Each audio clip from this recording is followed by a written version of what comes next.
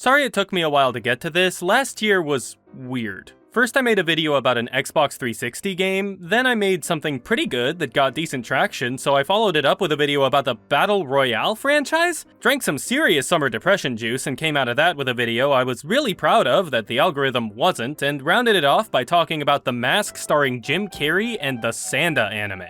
The last of those I didn't even upload because I didn't finish the video on time, but the audio's on my Patreon for free if you want to check that out. Link in the description. Maybe someday this channel will have a cohesive theme, but I gotta work on what inspires me, and Invincible Season 3's food was not doing it. Don't get me wrong, I've pushed through to make a video I wasn't interested in before, but that was when I had a reason to think it might succeed, and Season 2's food vid did not grab a lot of attention. So I let it all sit for a while until Season 4 was gonna come out to see if I just missed the window last time around. Which means if all of you really enjoy hearing me talk about literal slop for this long, I'm gonna need a favor. You folks get me to 10k subs by the time Season 4 ends and I'll dish out another helping ASAP. If I hit those numbers by the end of the year and I still get comments asking for it, I'll follow the same policy I did for this video. I can think of a lot worse things to be called than the Invincible Food Guy so long as the name has stank on it. And now that we know the game, let's talk about it, because Season 3 tried to change the rules we've established so far in a lot of ways, and some of them worked, but some of them didn't. Like dinner. I actually missed some of the important stuff in regards to some dinner and crap meals from previous seasons that this one helps to solidify. In the first season, dinner was largely a gateway to the plot happening. Chicken pot pie night and Mark getting his powers being excellent examples of this. A meal starts up, something plot relevant happens or is discussed, and the next episodes or scenes give it the focus it deserves. Season 2 mixed dinner with crap food by giving Rudy and Amanda much needed connection time. Rudy has a habit of thinking he already knows everything, but his first cheeseburger is a new experience that Amanda was able to give to him. A nice reminder that he doesn't have to be the one always trying to help her, and that he does indeed need help. I think the reason I struggle to find this couple weird is just how much chemistry they have. But I'm not gonna go any deeper on that lest someone unsavory starts calling me bro. What matters is that dinner has this way of bringing people together, and while in the first season that was a problem, by the third it's become normal. I'm talking usual meals you see in most shows normal. Even if the connections it builds are a little slippery, they're still made effectively and are heartwarming to see. Debbie and Paul's developing relationship feels like a breath of fresh air compared to the constant bedroom eyes from Season 1. She's obviously taking this slow because she's intelligent, but she also knows and trusts Paul because they've worked together for a while. Paul's a surprisingly interesting character because of how normal he is. Of the 3 dinners that take place this season, he's in 2 and both are spaghetti. He is bland as bread and he knows it. And he's dating a woman whose life is deeply entrenched in the supernatural world. It's one thing recognizing your partner has baggage. It's another entirely to compare yourself to someone you perceive as just a better deal than you are, while trying and failing to relate to that past partner's kids so you don't make the fact you're dating their mother awkward. Of course he fails to do that. You can't attempt to join a family this way without things getting a little awkward. But the way he consistently pulls away, only for Debbie to always pull him back, is kind. At first I didn't get what she saw in him, but I think the spaghetti tells it all. Paul's reliable because he's honest and emotionally available. He's basically the opposite of everything Nolan was. Of course Debbie likes him. I'm still a little nervous about how they'll turn out in Season 4 and beyond, but I'd rather be nervous than indifferent, and this romance has me invested. Much like the second couple that has a dinner this season, the Reduo. Listen, Rex has a lot of X's, both their names have an R and an E, and said names are 3 letters long, it works. Much like their relationship. I'm shocked at how much chemistry these two have, but I'm not sure why? Why I'm shocked, I mean. They're both sorta rough around the edges, and their combat effectiveness is brutal. Superheroing is all each of them knows, and that affects them both in different ways, but I'm getting ahead of myself. We've got a lot of ground to cover, and unfortunately this dinner also includes some very old dusty wine that I think was poisoned with some foreshadowing, so we'll put a pin in this and come back to it later. Speaking of alcohol, there's a lot less of it this time around, but it doesn't have the same weight that it used to. To touch back real quick on Rex, he pulls out the beer only once this season to demonstrate how much he's healed and grown, and can I just just say, he has consistently grabbed a drink for someone else more times than he's grabbed a drink just for himself. For all his flaws in seasons 1 and 2, the guy has been pretty generous throughout his screen time, and that's really neat. What's more neat is that he hasn't just magically become a better person, he slips into the sass, catches himself, and then sasses with intent. That's proper self-care and personal growth. Better healing comes in the form of Debbie being honest and actually connecting with Paul on a personal level. The first spaghetti date was to establish that Paul's a little awkward and Debbie's a little unsure, but the wine tasting is her getting ready to commit. Confidence in a choice tends to come after the choice has been made, and they're both lacking more than a little confidence right now. Debbie in her ability to move on, and Paul in his ability to be what she needs. By the end of this drink, they both know each other better and are ready to move forward intentionally. This show just keeps the good romances coming. Until it stops, anyway. Look, I know I'm the one guy on this website who thought Mark and Amber were a good couple, but I also think Mark and Eve are a good couple. They have chemistry in those first few episodes, and there are moments following them that demonstrate how strong that chemistry remains. It's the kind of bond that doesn't really need to be stated, and the best way to weaken a bond like that is by stating it. I'm sorry to whoever wrote this in, but saying something doesn't feel weird is how you make it feel weird. It feels like you're trying to reassure the audience of what most of them have been screaming at the screen for years, that these two fit. Which brings it in line with how Mark was feeling in season 2. Just swap out a few words. No one thinks Mark and Eve. gonna turn out like Mark and Amber.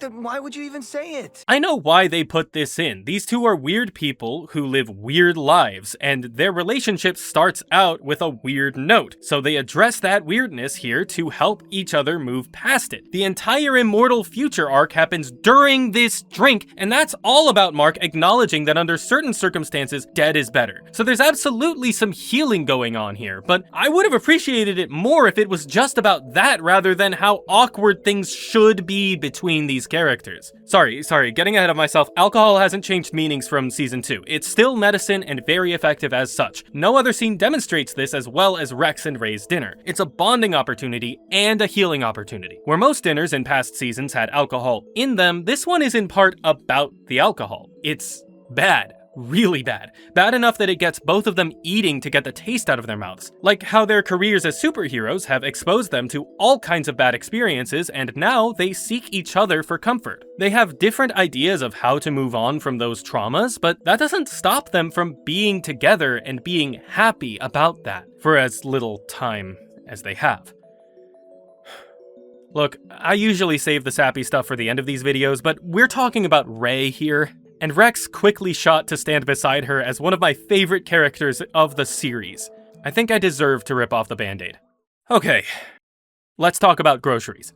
The beginning to episode 3 is some of the best storytelling in the season. It takes two characters that don't even have voice actors at this point and builds them up into one of my favorite couples in animation. I adore these two so much, and I only just learned their handles, Tether Tyrant and Magma Maniac. For as fucking rad as those names are, I'm gonna shorten them to Ty and Mag because this beginning made me feel close enough to the two of them for nicknames to stick. Not gonna look over the entire segment because A, someone's probably done that already, and B, if they haven't, it's worth giving an extra watch all on its own if you're forgetting anything. It's silent storytelling at its best, but specifically the part after they've gotten normal jobs and are buying groceries, walking past their neighbors with no judgment or fear from any side. In the moments that they have these things, they are truly accepted. They're part of a community that's just fine living alongside them. A beautiful setup for the tragedy that befalls them later, just like the grocery run Rex and Ray have in the next episode. Rex, being his usual petulant self, incites Ray's normalcy rant. She never got to be the normal kid. Her parents always expected something big from her even before she got her powers, so this dinner is a chance for her to be what she wants for a change. And while Rex doesn't understand that, he does accept it without judgment after offering his usual unhelpful pressure. With his acceptance, though, comes an actual attempt to help out, offering to track down a few items that are logically all gonna be in the same place. It's token, but it's an attempt,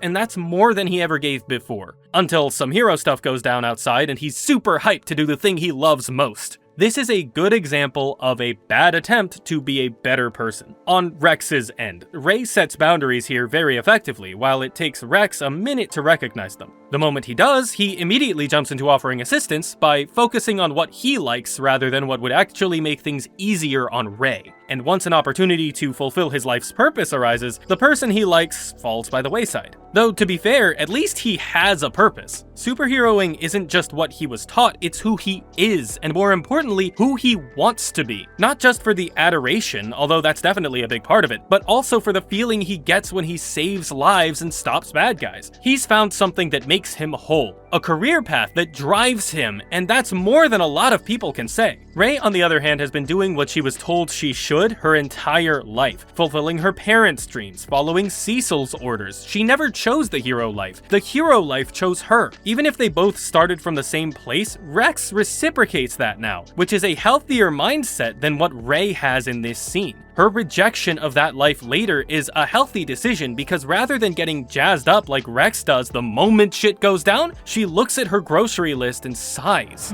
Fuck. Which, again, is what makes their dinner scene so good. It's another chance for Rex, and Rei didn't give it to him. He didn't react to a request from her. He evaluated how she felt and took action. He didn't make a move to get in her pants or sweet talk her in any way. He just followed a meal kit, lit some candles, and tried some really bad booze with her. And it worked. This isn't just growth, this is genuine care and compassion coming from Rex fucking Splode. Season 1 me would have had a heart attack and died from that surprise. And that effort informs everything about their relationship going forward. It explains why he was so okay with Rei quitting, why they were still together even after that happened, why he stopped her when she suited up to help fight off the Invincible invasion, why he gave up everything to save the people he loved.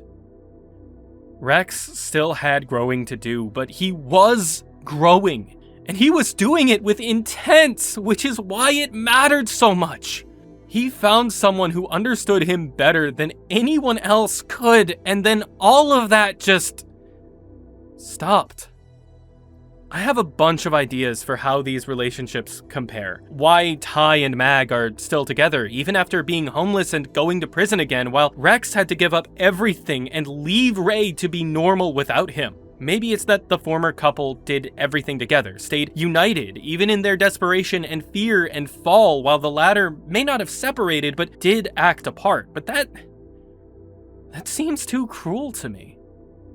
Maybe in the world of this fiction, no one born with superpowers can truly live outside the world of criminality and its consequences. Maybe it's just a statement of the narrative that doesn't stretch beyond to our world. Or maybe groceries are just a part of life. Something that has to happen at some point. You have to get a job. You have to get food. If you can't, you may have to do something desperate. And sooner or later, like it or not, you'll have to leave someone behind. And you may first be the person who gets left behind. Man, fuck that. There's just no way to compare these two couples without things getting incredibly depressing. Also, this is a tangent, but why don't we ever let the gay men kiss in these shows? I'm sure it's happened, but it happens so rarely in comparison to lesbian women. Like, we got a frankly gratuitous scene for Kate and Vi in Arcane, but not even a sensitive smooch from this wholesome duo. Like, I feel like we're doing both sides dirty. Even Alan and Nolan get more bonding over prison food than these sweet guys do for theirs. And Nolan doesn't even say anything about the food itself, just jumps straight into the whole, get out of here, I'm not gonna be your friend, baka. The food itself isn't even something I can analyze, because it's not really rendered that well. Like, covering our bases here, the grubs are kinda what I'd expect from space food based on season 2, and this looks like a snake worm thing that's been wrapped around itself kinda like a sausage a couple of times, so that's pretty cool. This is clearly some kind of sauce, but then there's medication of some sort down here, which would be ridiculous for Alan to take and kind of just reminds us that this is his enemy's food, so he shouldn't be eating it anyway. And these last two portions could be anything from cannolis and mashed potatoes to Bosco sticks and dirt. This is all in stark contrast to the other prison food scene we have this season, which not only involves my favorite ship, but also prefaces Multi-Paul's solo escape attempt, which seems to consist of an apple, some deviled eggs, mashed potatoes with gravy, beans I think, and water. The former is confusing and uninteresting. The latter is a little bland, but covers the necessary nutrients, and it gets our best boys happy. I think prison food has taken the place of dinner from our first season with a twist. It starts to signal something that's gonna happen and then says nope. Alan gets the weirdo meal right before they try to melt through him, and the only change that prompts is Nolan accidentally admitting he cares. Paul apparently sees lunchtime as the perfect opportunity to sewer slide his way out and subsequently get collared. Something neither Mag nor Ty has around their necks, I might add. I'd say they're on track to get out early for good behavior. I will take any opportunity to talk about these two, okay? They're great. It's obviously a bonding meal for Alan and Nolan, but the fact that I said obviously means it's worn on his face, and that's not interesting to talk about. On Paul's end, his escape attempt leads into Kate stopping by to chastise and debate with him, which is kind of funny to me. Like, they both go through hell on a regular basis to earn a paycheck doing what they think is right, but for Paul, the right portion is just survival, while for Kate, it's saving lives, including hers. I could see an argument that they also treat their powers differently, given Kate talks about all of her clones being the real her, where Multi-Paul kills plenty of them to escape. But I'd like to challenge that theory, because Kate saying they're all her doesn't stop her from creating a clone of herself to take the hit in multiple fights throughout the series, and she even keeps a clone in reserve for if all of her remaining clones ever get wiped out. Multi-Paul's in this jam because he doesn't do that. Even if he's a criminal with investment. He doesn't have a get out of death free card like Kate had with the Guardians, and may still have for all we know. On the one hand, it's intelligent of her to keep that reserve self so she can live on, but on the other, is she really living on? Is that how the curse works? She gets to experience death, but it doesn't actually stick? Or are there hundreds upon thousands of duplicates and Multi-Pauls waiting beyond the grave? Hell is real in this universe, remember that. These souls are going somewhere. If this is a hereditary curse, are there even more that belong to their ancestors? Does keeping a reserve clone even matter for her, or does it just mean there's a duplicate who can continue to help save the world? And how much consequence does that have now that she's apparently quit? These are questions Multi-Paul also has to contend with, but ones he doesn't run from. If he did, this Multi-Paul would be fine serving out his sentence while others were out there kicking ass. And if he wasn't okay with staying in prison, he still wouldn't be counting on the Order to break him out because they still have their assassin. They just burn all the info they could surrounding that clone and give the other Multi-Paul new connections. Maybe that's why he doesn't have a reserve clone. He doesn't even trust himself to treat him well. But we can see Paul's resolve in the deep breath he takes while readying himself for the unorthodox breakout. He knows what's about to happen. He is going to die over and over by crushing himself to death, which is an incomprehensibly horrible thing to experience, thus prompting more questions about how their abilities work. Like, do all the clones feel it when one of them dies? If not, do they feel anything at all? How did Duplicate know her reserve was still around then? Etc, etc. To his discredit, the original clone he starts with is the one that holds himself up while all the others turn into ground beef. But if Kate gets a reserve clone, Paul gets to keep a body for a bit longer, which I think is the core of their differences. Duplicate is a conglomeration of individuals that all see themselves as disposable on some level because they're all technically the same person. Multi-Paul is a single individual that sees himself as multiple survivors. Even if the former is a hero and the latter is a villain, I know which one I personally admire more. Prisons in heroic fiction exist to be broken out of, and thus prison food exists to remind us that these characters are going to break out someday, even if that isn't right now. And speaking of inevitabilities, we've got one more two-meal category to talk about. Enter Cecil and Scott. Both of these guys begin an episode by indirectly feeding birds. Well, technically Cecil doesn't feed anyone, the bird just gets some food while he's there, but I want to talk about him and this is a good excuse. See, I've seen some memes going around that place Cecil as one of the great chess masters of superhero media, up there with Lex Luthor, Tombstone, and Amanda Waller. And while I definitely agree with that comparison, all of those folks make some major mistakes and Cecil is no exception. Yeah, whoever made this meme kind of lost the plot.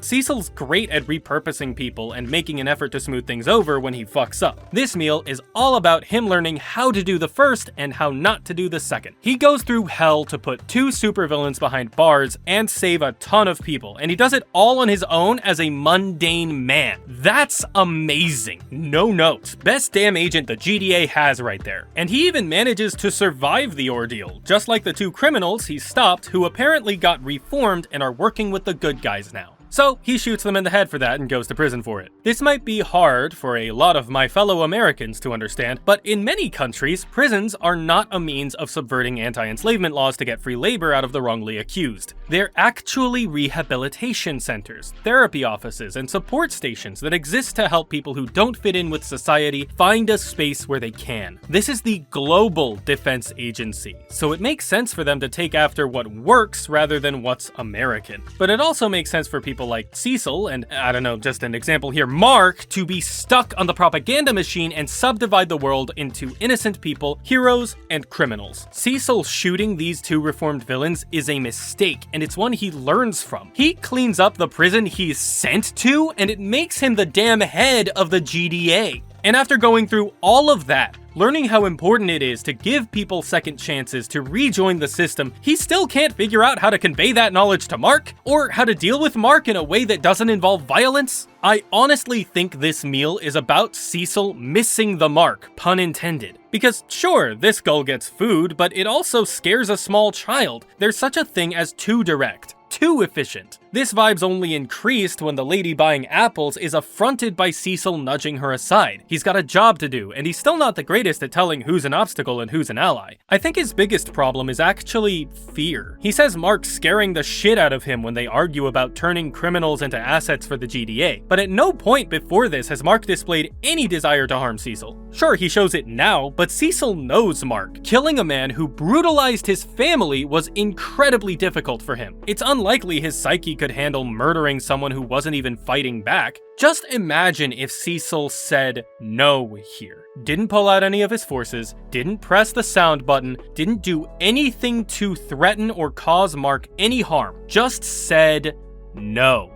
What's Mark gonna do? Kill him? Is that what a hero would do? Is he gonna throw Sinclair and Darkwing in prison again? Cecil runs the GTA. He'll have them out within the week. Even if Mark suddenly became a lot more down for killing government personnel, Cecil's successor would do the same thing he's doing. The only way Mark can fully ensure that these criminals stay in prison is if he takes over the world. Exactly what his father tried to get him to do. This would have been so easy for Cecil to navigate if he just acknowledged he was talking to an upset young adult rather than a standard Viltrumite, which is where Scott comes into the picture, because he also doesn't really understand who Mark is. Scott was just watching his niece feed pigeons and showing off his meager powers before suddenly tragedy struck, which actually presents a much darker implication for what animal feeding means this season. It's an omen. Something really bad is about to happen, and a lot of innocent people are about to die. Cecil was prepared for that, so he got to save lives. Scott had no idea and no training. Now, all he has is the pain. He went through a traumatic experience, lost 2 of his closest loved ones, and understandably attributed their deaths to the only people he saw at the scene of the crime. One of those people left, but the other's flying around like he did nothing wrong. It makes sense for Scott to assume the worst about that. And he even tries to move through legal avenues, but gets told, "Our laws don't apply in situations like this." Sure, he has opportunities to do research and theoretically could have a civil conversation with Invincible about all of this, but none of that is actually what he needs. What he needs is therapy, support, preferably from someone who's less damaged than he is. He has sophisticated ideas on superheroes and their legal immunity, as demonstrated by his lunch talk at the GTA, but we don't know how many of those ideas came from his wife, which is another key difference between these people. Cecil makes his own decisions, even if they're rooted in fear. Scott is at least in part guided by his wife, and his greatest motivator is guilt. We can see this in his fight with Shapesmith, and his reaction to accidentally scaring his child. Every time someone he wasn't trying to hurt gets harmed, he reacts like anyone else does. He didn't mean for it to happen, he didn't want to hurt anyone, which is ironic because that's exactly how Mark feels. And it's also really good writing because it means Scott can't forgive Mark, at least not right now. Maybe he'll get the help he needs in the GTA, but I'm not betting on it. Mark and Scott are a lot alike, stubborn in their morals, quick to anger, and seemingly unable to forgive themselves.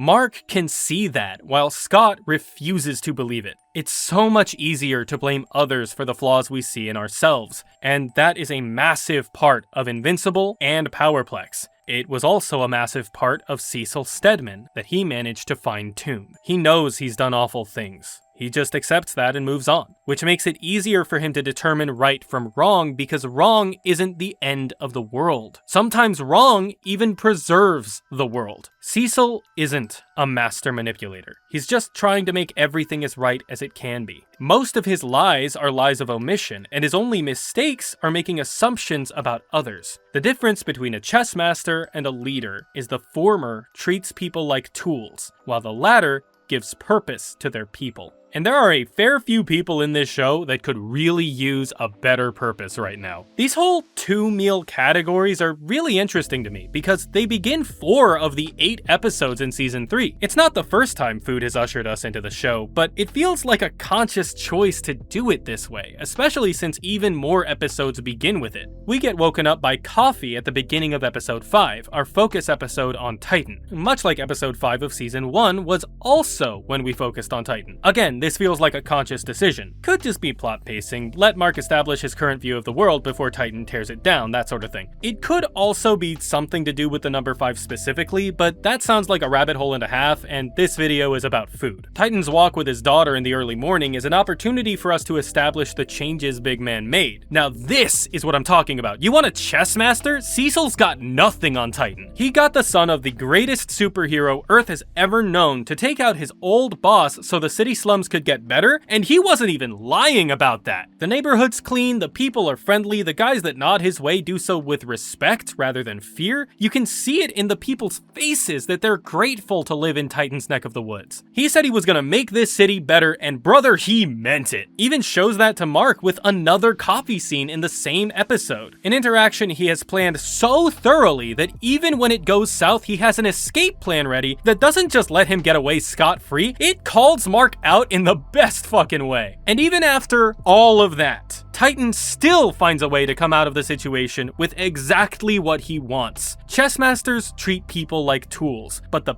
best chess masters understand how to apply any tool to any situation. It just takes the right finesse. Titan can't count on Invincible to let Multipol out of prison. That's fine. Works out better, even, because telling Invincible that someone's gonna try to break him out anyway preps Mr. Hero to go save the day, buying Titan and his contingency plan enough time to play Mr. Liu and hand his keys over to Machine Head on the condition that Titan's town is off limits. If you think it's foolish to give the order to Machine Head, you're probably forgetting how effectively Titan already checkmated that tin can once before. This guy's been taking lessons from David Xanatos. He always gets what he wants, one way or another. Anyway, the consistent theme in regards to coffee this season is clarity. We see Titan's good neighborhood at the start of the episode, it gets hammered home for Invincible later on, and then the prison warden's drinking some clarifying juice when the immediate threat presents itself to her. Much like the military folks guarding the nuclear missiles in episode 3 when the Maulers break in. Side note, I was surprised Oliver's fight scene with those two didn't technically count as a meal, considering that he basically ate them for breakfast. Rest in peace, Mauler twins, you were the most incompetent geniuses anybody could have asked for.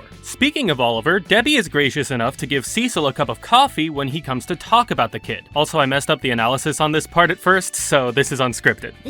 Most of their conversation is made without the coffee, so that's not really clarifying portions, but what is clarity is Debbie straight up telling Cecil that she does not trust him. This whole conversation, Cecil's on the back foot. He's trying to justify his actions by saying other people have children too, as if that's a reason for Debbie to give up her sons. And then immediately after telling her that, he holds his hand in front of her while he takes a call in her own damn house, which he visited. This is what I'm talking about when I said Cecil makes mistakes. Fuck, my guy. Mark drops in on Eve in episode 1 and she makes a cup of coffee for him, which becomes a clarifying moment when she learns her future self in another timeline has spent decades pining after Mark. They just can't dodge the awkwardness with these two, can they? I promise I do get the chemistry, and these are important things for any couple to discuss, but like, compare this to Eve and Amber getting coffee at the university. That is so much less awkward, and it's discussing a similarly tense topic. This is is how you write a scene that decreases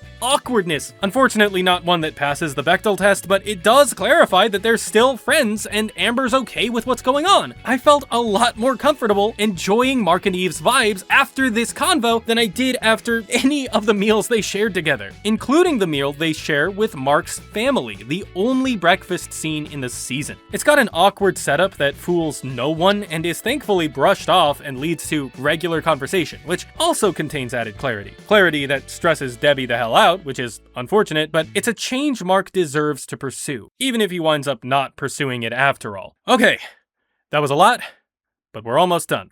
A quick jaunt into crap food, and we'll talk about what is likely the whole reason this video exists. Crap food is our replacement for pizza as a sign of chosen ignorance. Mark eating nachos and bowling at William's birthday party rather than heading out to stop Powerplex is our prime example of chosen ignorance. He may not know that the situation's about him at the time, but he could have given the TV a little more time to explain. He is choosing to ignore the most pressing problem for a night off, and he's accountable for that. Not to say it's a bad decision, just that it has consequences. Our only other example is when Oliver beats up the elephant for practice in front of a burger mart, ignoring Mark's point about property damage entirely, but choosing to listen to Eve. Probably because it involves actually eating the burgers after he's done, and that following meal is really interesting because rather being a display of ignorance, it is a discussion about it. The common human doesn't know anything about Thraxa or believe they're still good in Nolan, and it's hard to blame them for that. But there's little differentiating that choice from Mark's nacho binge. Earthlings are focused on Earth problems. They don't think about how many other worlds are under threat by Viltrum. And there's even another layer here, the confusion around who Nolan really is. The father that cared deeply for his family, or the soldier loyal to the Viltrum Empire. Thankfully, Nolan has already done us the favor of answering that question. Not a lot of loyal soldiers would bro-fist a comrade's brains out his skull. Even fewer would let a different friend get mauled by a lion yacha. Which does count as a meal, but only barely because Battle Beast eats people. Though it's hard for me to justify that as Big C. Not so much because it doesn't count, more so because it doesn't surprise me. It's just kind of a casual character trait that matches up with someone this vicious, and the only conversation it provides is, "Bitch, I eat people!" Not exactly a lot of nuance to that one. Unlike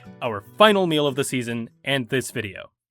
And here's where I have a confession to make. I think Conquest is a fucking idiot.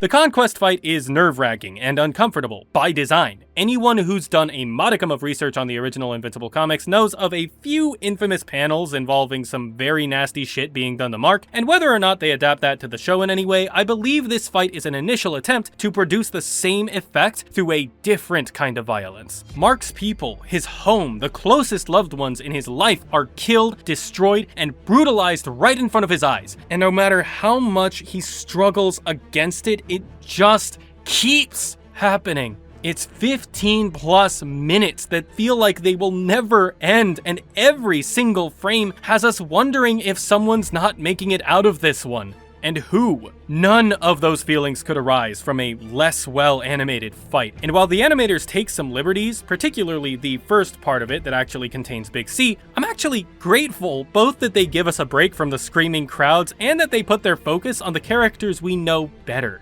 The tension, the helplessness and hopelessness in the air when Conquest is pulling on Oliver's entire body, it's spine-curdling. And the worst part about all of that is that he's having fun. More than that, he feels elated during this fight, precisely because it's miserable for Mark. This is a man who has only ever been valued when he was taking the most precious things away from other people. Freedoms, family, lives, doesn't matter. It's just more proof that he exists. And in his oppressive loneliness, he needs that proof to feel real. Too many analyses on this character claim that he has no reason to do what he's doing, but of course he does. The only emotion anyone feels towards Conquest is fear, so he has developed a complex around fear being the closest thing he will ever get to love. And he can only get it by doing terrible things in spite of his opponent's best attempts to stop him. That's why he encourages Mark's attempts to fight back. He firmly believes they won't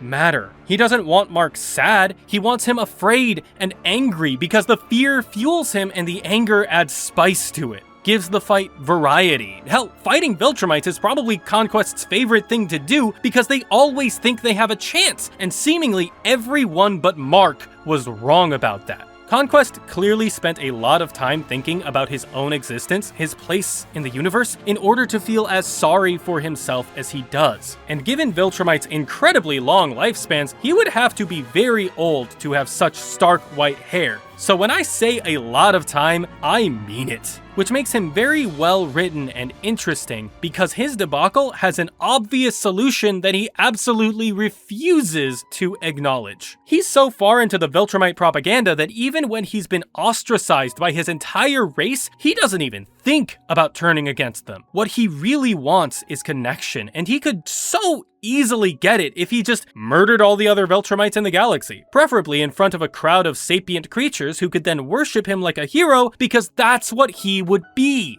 Conquest has not taken that route in centuries, possibly millennia of terrorizing the galaxy. So he either thought about it and decided, nah, or he hasn't even thought about it in all that time. Either way, he's written to be an idiot, and that's good writing in my book because that's the secret, Captain. All racists are. The entire system exists to encourage idiocy among one population by turning it against another population that did absolutely nothing wrong to them. Also, someone else can reap the benefits while nobody notices. The Viltrumite Empire works the same way, and there's no better tool for it than the lonely man who laments his loneliness while ignoring the easiest solution: personal growth. Growth that Mark represents, and that represents the end of said ideology. Mark may be stubborn, but he's not unyielding. He has limits, and this man was perfectly positioned to break them so badly Mark does the one thing he never wanted to do. He eats Conquest.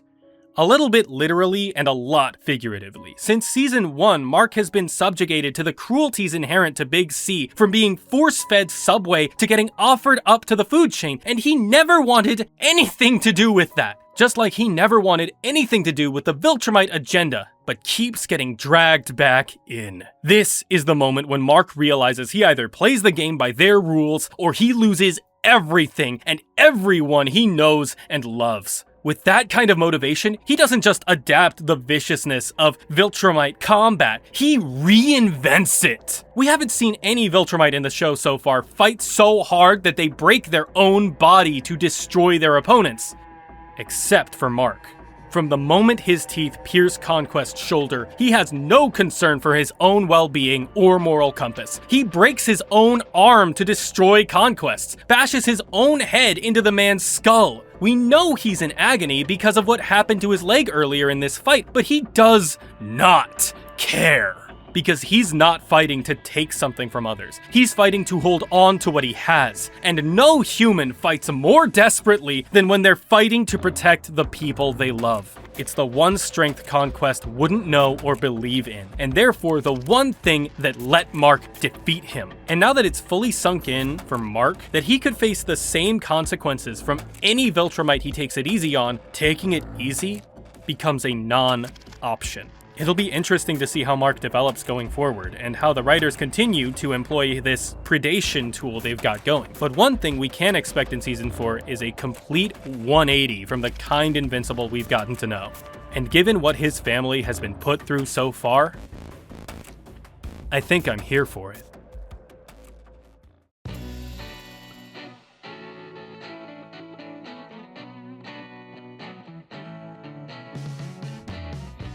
Thank you for watching. Like I said at the beginning, if you want to see more of this, go ahead and click subscribe down below, and or share this video around so other people will want to. Failing that, you can always leave a like and a comment to hopefully boost the algorithm on this video. And if you've already done that and still want to do more because you're a freaking boss like that, you can check out my Patreon. Link to that and a bunch of other socials in the description. Also, thank you to Eliath Goliath for remaining a patron of the channel for this long. You are fantastic. This is the second time that I've been pleasantly surprised to find that I enjoy talking about food this much. So at this point, I will likely make a Season 4 video regardless of the sub count I get. But I still need to hit 10k before this season finishes up for me to feel like it's worth it to put it as my first priority. Regardless, I appreciate all of my longtime viewers being so patient with me in regards to my upload schedule. Things in life for all of us are hectic and messed up right now, and you guys have been an incredibly gracious audience. So I look forward to continuing to fill your troughs in the future.